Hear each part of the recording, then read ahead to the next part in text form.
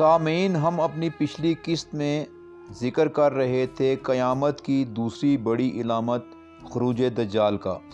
دجال کو اللہ پاک نے ایسی زبردست طاقتیں دے رکھی ہوں گی کہ مومن بھی اس کے پاس جائے تو یقین کر لے گا کہ وہ رب ہے اور اس کی اطاعت کرے گا۔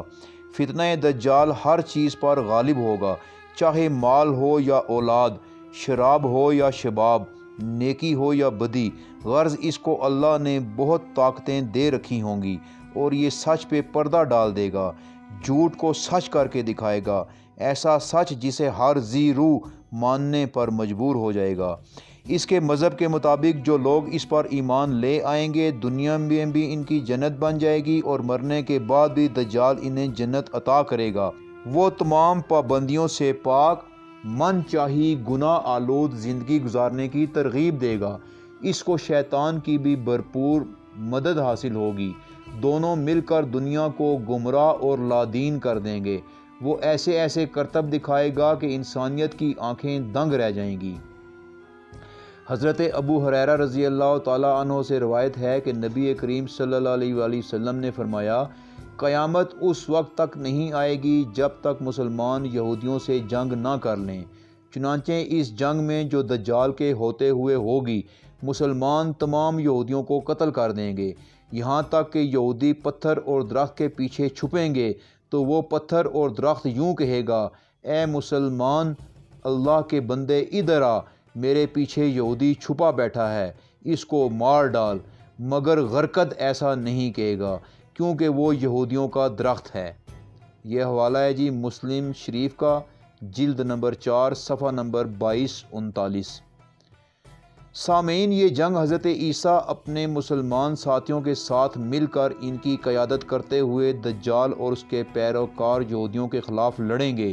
یہودیوں کے سر اور فتنہ انگیزی کا یہ عالم ہوگا کہ اللہ پاک ان کے خلاف بولنے کے لیے بے زبان چیزوں کو بھی زبان عطا فرمائیں گے۔ غرقد کے درخت سے یہودیوں کو کوئی نسبت ہے؟ گولان کی پہاڑیوں اور بیت المقدس کے اطراف میں یہودیوں نے کثیر تعداد میں جھاڑی نما غرقد کے درخت لگائے ہوئے ہیں۔ بہرحال نزول حضرت عیسیٰ کے بعد مسلمانوں کی دجال اور یہودیوں سے جنگ ہوگی اور حضرت عیسیٰ دجال کو مقام لد پر قتل کر دیں گے۔ مسلمان تمام یہودیوں کو چن چن کر مار ڈالیں گے۔ اس دھرتی پر سے یہودیوں کا وجود ختم ہو جائے گا۔ یہودیوں کی بھی اچھی خاصی تعداد حضرت عیسیٰ علیہ السلام پر ایمان بھی لے آئے گی اور پھر ان کے ساتھ شامل ہو کر یہودیوں کے خلاف لڑے گی۔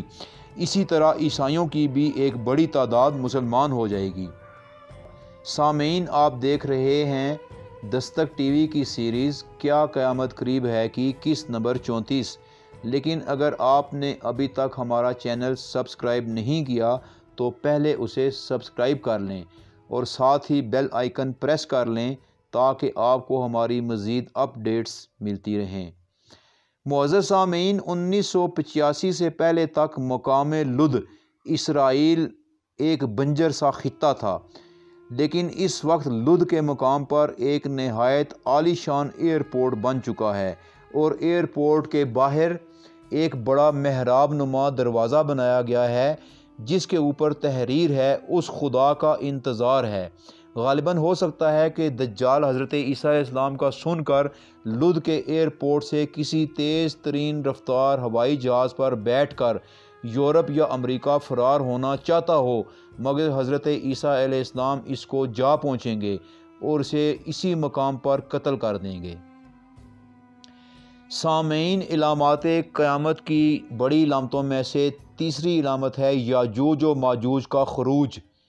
مختلف روایات سے پتہ چلتا ہے کہ یاجوج اور ماجوج دو قبائل کا نام ہے۔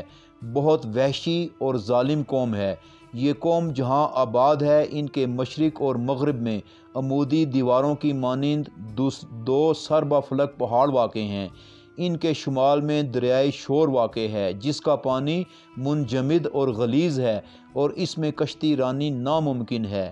اس محل وقوع میں یہ قوم آباد تھی۔ یہ وحشی اور درندہ صفت قوم یہ جنوب کی طرف سے گھاٹی سے باہر آتے اور ارد گرد کی بستیوں میں لوٹ مار اور قتل و غارت کرتے۔ جب ذوالقرنین، جس کا ذکر سورہ الکہف میں تفصیل کے ساتھ موجود ہے، اس علاقے میں پہنچے تو وہاں کے لوگوں نے ان سے فریاد کی کہ ان کو یاجوج و ماجوج سے ان کی جان چھڑائی جائے۔ چنانچہ ذوالقرنین نے لوگوں سے تانبا اور سیسا لانے کو کہا اور انہیں پگھلا کر ان دونوں پہاڑوں جتنی اونچی آہنی دیوار جنوب کی جانب بنا کر اس قوم کو ہمیشہ ہمیشہ کے لیے مقید کر دیا۔ اس دیوار کی موٹائی 60 گز بتائی جاتی ہے۔ سامعین، یہاں تھوڑا سا یاجوج و ماجوج کی انسانی تاریخ پر روشنی ڈالتے ہیں جو یقیناً آپ کی معلومات میں اضافے کا سبب بنے گا۔ حضرت نوح علیہ السلام کو آدم ثانی بھی کہا جاتا ہے کیونکہ اس طوفان نوح کے بعد زندگی از سر نو آباد ہوئی۔ حضرت نوح علیہ السلام پر 70 افراد یا 80 جتنے بھی روایات سے پتہ چلتا ہے ایمان لائے تھے۔ ان میں ان کے 3 بیٹے حام، سام اور یافس بھی تھے۔ حضرت نوح علیہ السلام کا چوتھا بیٹا کنعان کافر تھا اور طوفان نوح میں غرق ہو گیا تھا۔ جتنی انسانیت دھرتی پر دوبارہ پھیلی، مورخین کے نزدیک تمام عرب اور یہودی حضرت حام بن نوح کی اولاد سے ہیں، جبکہ مغربی اقوام حضرت سام بن نوح کی اولاد سے ہیں، اور منگول، ترک اور جاپانی طرز کے خد و خال والی قومیں اور یاجوج و ماجوج حضرت یافس کی اولاد میں سے ہیں۔ باقی دنیا جو اہل ایمان تھے ان کی اولاد سے ہیں، لیکن یاجوج و ماجوج چونکہ غیر متمدن، ظالم اور خونخوار تھے، اس لیے انہیں اللہ پاک نے ذوالقرنین کے ذریعے قید کروا دیا۔ محققین کے نزدیک ان کی تعداد اس وقت روئے زمین پر بسنے والے افراد سے کم از کم 10 گنا زیادہ ہے۔ سامعین، ہم ذکر کر رہے تھے سد سکندری کا جو 60 گز چوڑی ہے۔ پس یاجوج و ماجوج دن بھر اس کو توڑنے یا چاٹنے میں مصروف رہتے ہیں اور شام تک یہ دیوار بہت کمزور ہو چکی ہوتی ہے۔ پھر یہ کہتے ہیں کہ کل اسے توڑ ڈالیں گے، لیکن دوسرے دن اللہ کے حکم سے دیوار اپنی پہلی حالت میں آ جاتی ہے۔ بعض لوگ یہ بھی کہتے ہیں کہ یہ لفظ انشاءاللہ بھول گئے ہیں، جس روز یہ انشاءاللہ کہیں گے اس کے اگلے روز دیوار کو توڑ ڈالیں گے۔ واللہ عالم۔ بہرحال جب اللہ پاک کا حکم ہوگا تو دیوار ٹوٹ جائے گی اور یاجوج و ماجوج کا ٹڈی دل لشکر زمین پر فساد کرتا ہوا، قتل و غارت کرتا ہوا پھیل جائے گا۔ ظلم و تشدد کریں گے اور عورتوں کی پردہ دری کریں گے، لوگوں کو قید کرنے میں مشغول ہو جائیں گے۔ ان کی تعداد کا اندازہ یہاں سے کیا جا سکتا ہے کہ ان کے لشکر کا اگلا حصہ بحیرہ طبریہ میں پہنچے گا تو پانی کو پی کر اس بحیرہ کو ایسا خشک کرے گا کہ جب لشکر یاجوج و ماجوج کا پچھلا حصہ وہاں پہنچے گا تو وہ کہیں گے لگتا ہے یہاں کبھی پانی ہوا کرتا تھا۔ خاتمہ دجال کے بعد تمام مخلوق حضرت عیسیٰ علیہ السلام کے دور میں امن سے رہ رہی ہوگی کہ اللہ تعالیٰ کی طرف سے حضرت عیسیٰ علیہ السلام پر وحی نازل ہوگی کہ میں اپنے بندوں میں سے ایسے طاقتور بندے یاجوج ماجوج ظاہر کرنے والا ہوں کہ کوئی ان کا مقابلہ نہیں کر سکتا، لہذا تم میرے خالص اہل ایمان بندوں کو ساتھ لے کر کوہ طور کے علاقے میں پناہ لے لو۔ بقیہ مسلمان اپنے اپنے علاقوں میں حضرت عیسیٰ علیہ السلام کی ہدایات کے مطابق قلعوں اور محفوظ جگہوں میں پناہ لے لیں گے۔ فتنہ یاجوج و ماجوج کے دوران محصور مسلمانوں کا حال یہ ہوگا کہ قلت اناج کے سبب ایک شخص دونوں ہاتھوں میں سونا بھر کر لے جائے گا، شاید اس کے عوض ایک بیل کا سر ہی مل جائے۔ پھر حضرت عیسیٰ علیہ السلام کھڑے ہو کر اللہ پاک سے دعا کریں گے، اے اللہ پاک ہمیں یاجوج ماجوج کی مصیبت سے بچا۔ ان کے ساتھی آمین کہیں گے، دعا قبول ہوگی۔ پس اللہ پاک کے حکم سے ہر فرد یاجوج و ماجوج کی گردن میں ایک پھوڑا نکلے گا جس کی وجہ سے وہ سب مر جائیں گے۔ پھر اللہ پاک اونچے قد اور لمبی گردن والے جانور اور پرندے بھیجے گا جو ان کی بعض لاشیں کھا لیں گے اور بعض سمندر میں پھینک دیں گے۔ پھر زمین کو ان کے خون اور گندگی سے پاک کرنے کے لیے اللہ پاک بڑی بابرکت بارش فرمائیں گے جو 40 روز تک جاری رہے گی۔ اس طرح دھرتی پاک کر دی جائے گی۔ اس بارش کی برکت سے زمین کی پیداوار بہت بڑھ جائے گی، تمام لوگ بے حد آسائشوں اور سکون سے زندگی گزاریں گے، بلکہ وہ اپنے مردوں کی تمنا کریں گے کہ کاش وہ زندہ ہوتے تو یہ دور دیکھتے۔ روئے زمین پر سوائے اہل ایمان کے اور کوئی نہ ہوگا، سب اللہ کے احسانات کا شکر ادا کرنے کے لیے بندگی میں مصروف ہو جائیں گے۔ زمین ایسی فصلیں اگائے گی کہ ایک انار ایک جماعت کے کھانے کے لیے کافی ہوگا۔ حضرت عیسیٰ علیہ السلام اپنے نزول کے بعد دنیا میں کل 40 برس رہیں گے۔ پہلے 2 سال تو جنگوں کی نظر ہو جائیں گے، بقیہ 38 برس حضرت عیسیٰ علیہ السلام مسلمانوں کے خلیفہ اور امیر کی حیثیت سے گزاریں گے، اور نبی کریم صلی اللہ علیہ وسلم کی شریعت کی مکمل پیروی کی جائے گی۔